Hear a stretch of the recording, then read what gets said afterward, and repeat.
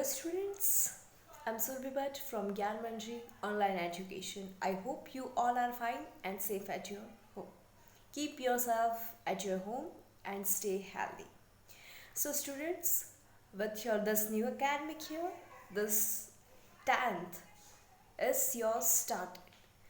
So today our first lecture of English is there. So we will start our new year with our poetry. So here we have the poetry. The name of the poetry is Dust of Snow. You can see the title of the poem, and if you don't have the textbook with you, then you can download the NCERT applications, okay, that is available in Play Store. And if you find any difficulty regarding that, then contact me. So here we have the poem, the very first poem, Dust of Snow, and we have the poet Robert Frost. So let's get started over this poetry.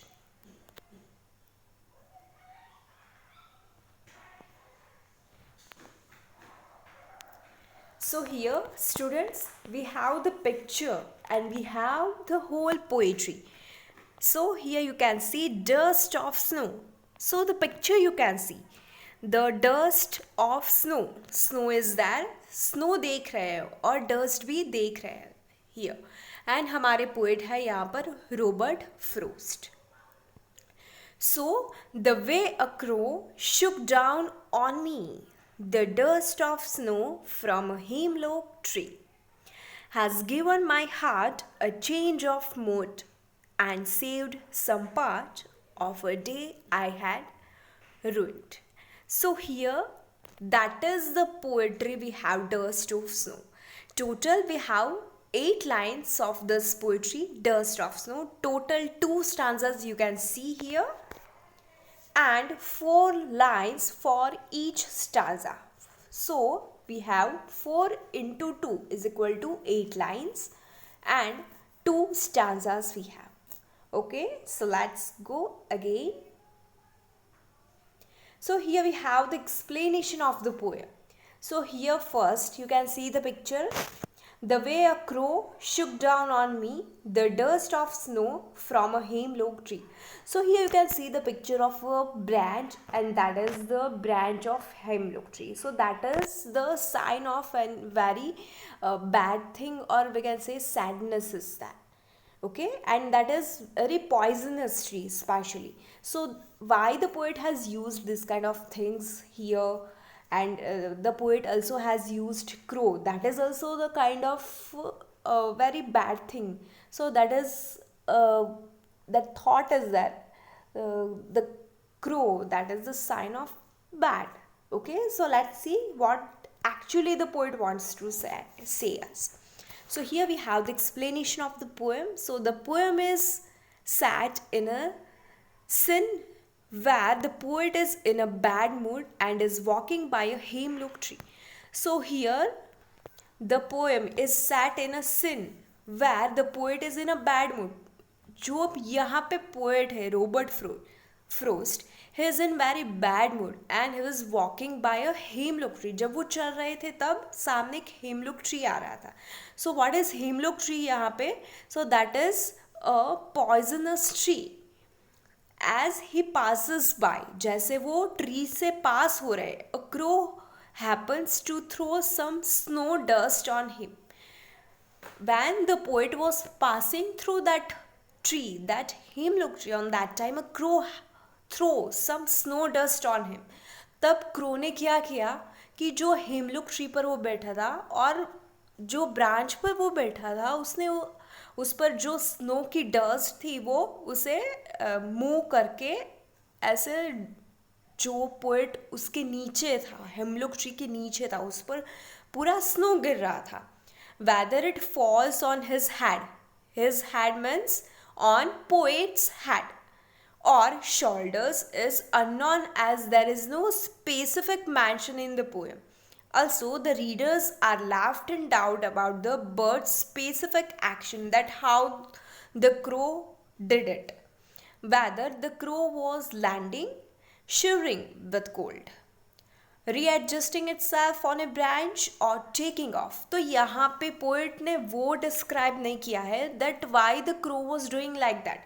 वो क्यों ऐसा कर रहा था, क्या वो landing कर रहा था या फिर वो कोल्ड से बहुत शिवरिंग कर रहा था या फिर वो अपनी ब्रांच पे प्लेस जो थी वो एडजस्ट कर रहा था. वाई ही मूव, उसने क्रो ने वो जो ब्रांच थी हेमलॉक ट्री की वो क्यों वो हलबला रहा था. So we don't have that specific reason here. It happened to send some particles of snow upon the author. तो यहाँ पे जो पोएट होते हैं रॉबर्ट फ्रोस्ट, उस पर क्या होता है, वो जो स्नो की डस्ट होती है वो उस पर गिरता है. So here the two agents of nature, the hemlock tree and the crow, they are the signifiers of sadness and gloom, just like the poet's mood was in the opening scene. तो यहाँ पे with the opening of the poem, the poet's mood was very sad, and here we have the significant of sadness, and that is hemlock tree and the crow. तो यहाँ पे hemlock tree जो है और दूसरा क्या है द क्रो, ये दोनों क्या है, सैडनेस जो है और ग्लूम जो है उसका सिग्निफिकेंस है, वो शो करता है. हेमलॉक ट्री भी पॉइजनस है तो वो भी शो करता है सैडनेस, और क्रो जो है वो भी सैडनेस शो करता है. और of course the poets mood was very sad.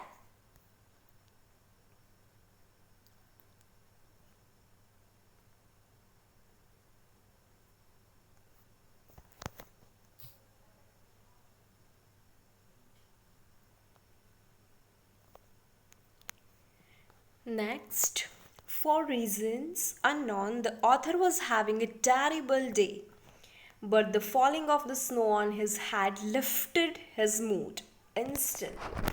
So, here what happened? So, when the poet was passing through that hemlock tree, जब वो poet hemlock tree के पास से was passing through that hemlock tree, on that time he was having a terrible day. तो पहले उसका बहुत जो day था it was very terrible day, but the falling of the snow on his head, but when the snow was falling on his head, so that lifted his mood instantly. सो उससे उसका mood बहुत ही अच्छा बन जाता है. So suddenly change आ जाता है उसके दिमाग में, उसके हार्ट में और उसके मूड में sudden change we can see instantly. He had already spent his day in a bad mood, but the rest of it was saved by the crow and the hemlock tree.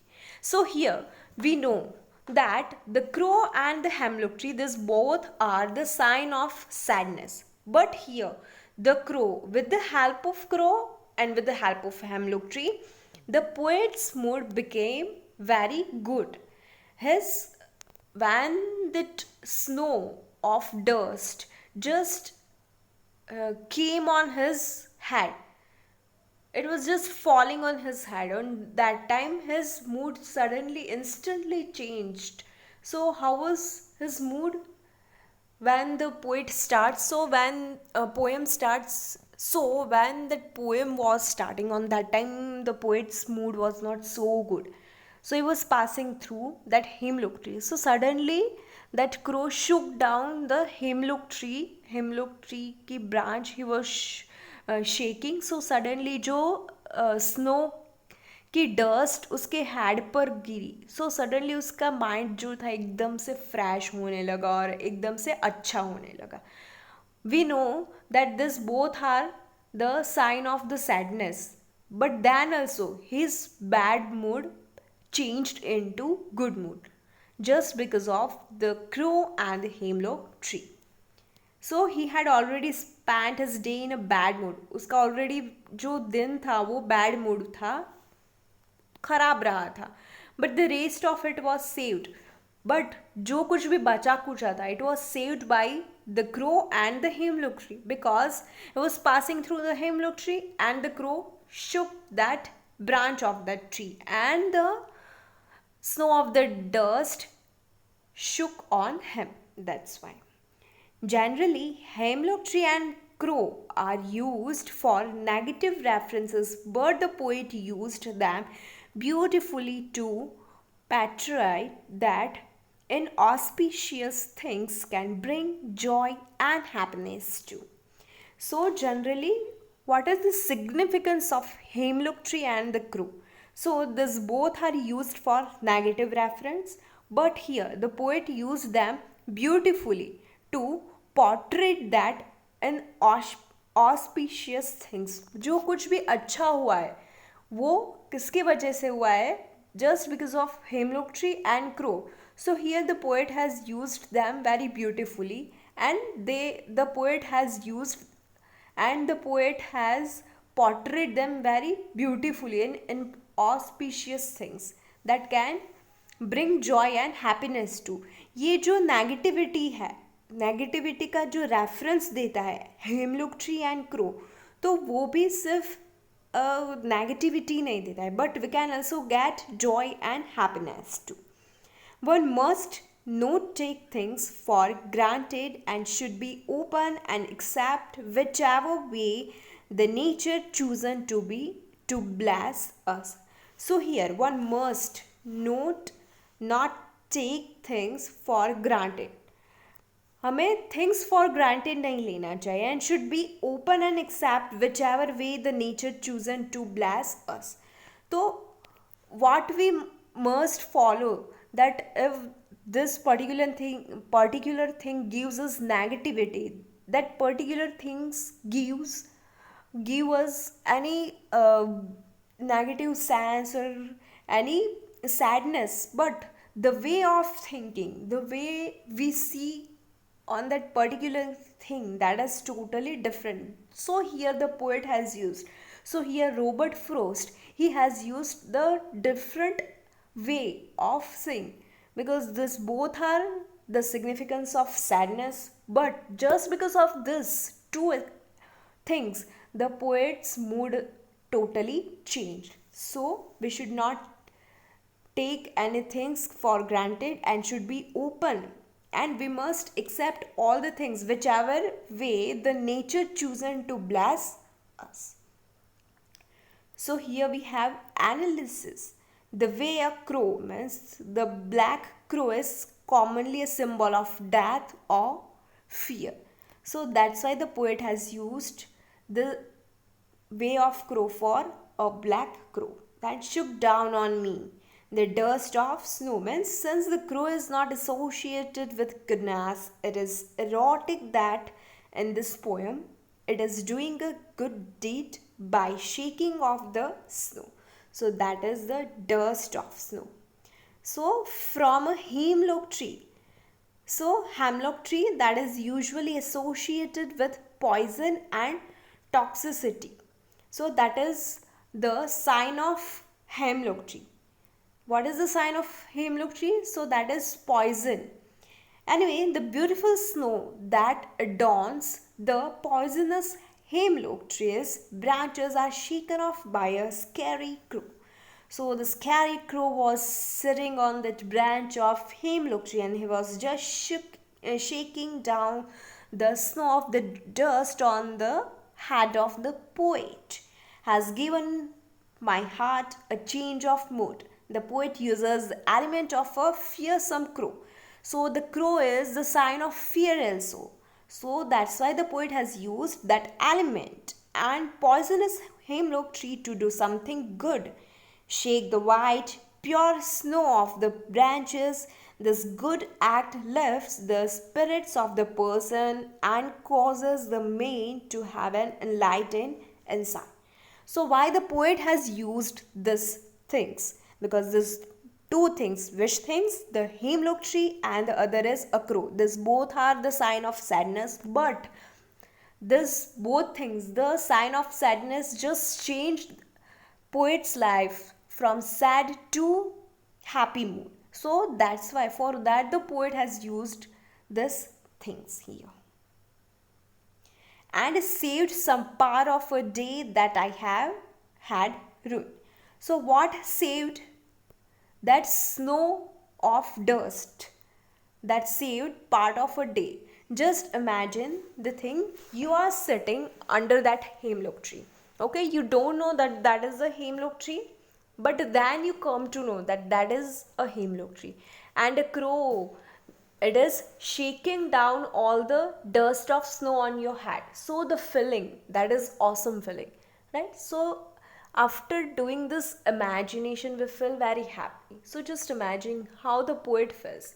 It was उसे बहुत उसका जो पहले का दिन था वो बहुत ही खराब था, बट जब वो ट्री के नीचे खड़ा था and the crow was shaking down the branch with just dust of snow, तो उससे उसका मूड बहुत अच्छा बन गया, हैप्पी मूड बन गया.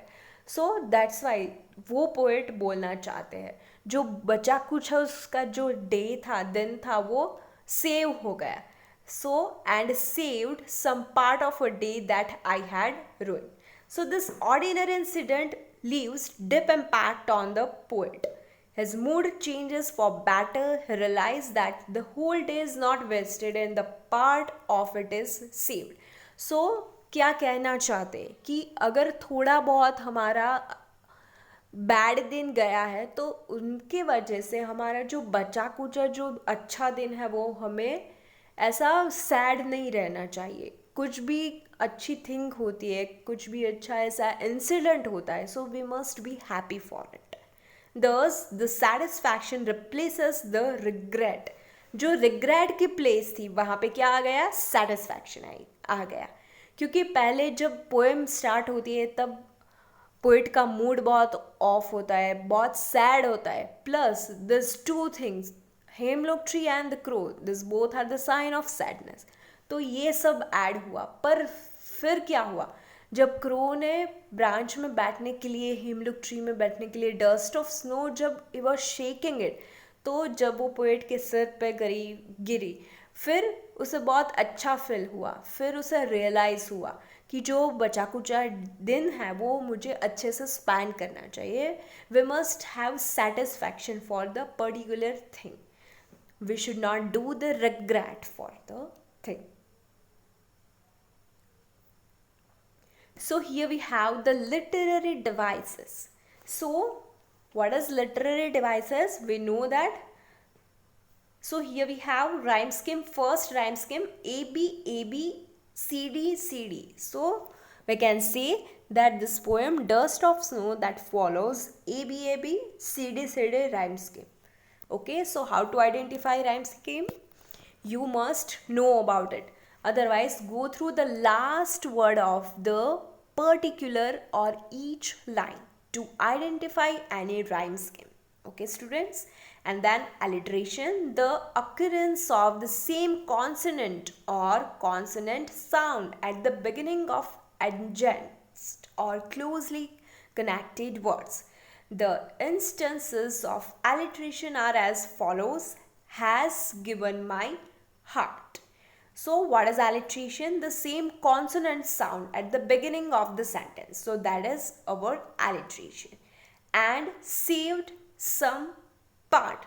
So here the sound, that is consonant sound. So that is our alliteration. Then inversion means when the structure of a sentence is changed by the poet to create rhyme. This poetic license is called inversion. In stanza first, inversion can be said. So the structure of sentence is changed by the poet to create rhyme. So this poetic license is called inversion. So we can see that literary device in the very first stanza. Then assonance. So the prominence of a vowel sound throughout a line, that is called assonance. In stanza 1, second line, shook down on me. Oh, sound is prominent. So that is called assonance. So that vowel sound. So that is throughout the line. Then enjambment. So when the same sentence continues to the next line without any use of punctuation or without any pause. So that is called enjambment. So that is used in this poem. So that is literary devices we have.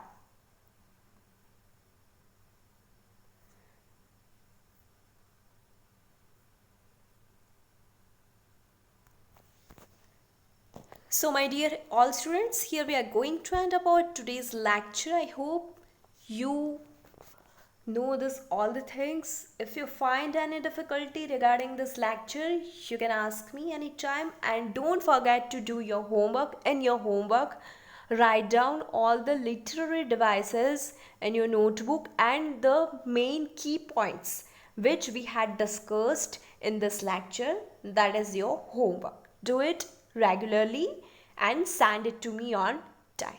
Okay, students, have a nice day. Thank you very much.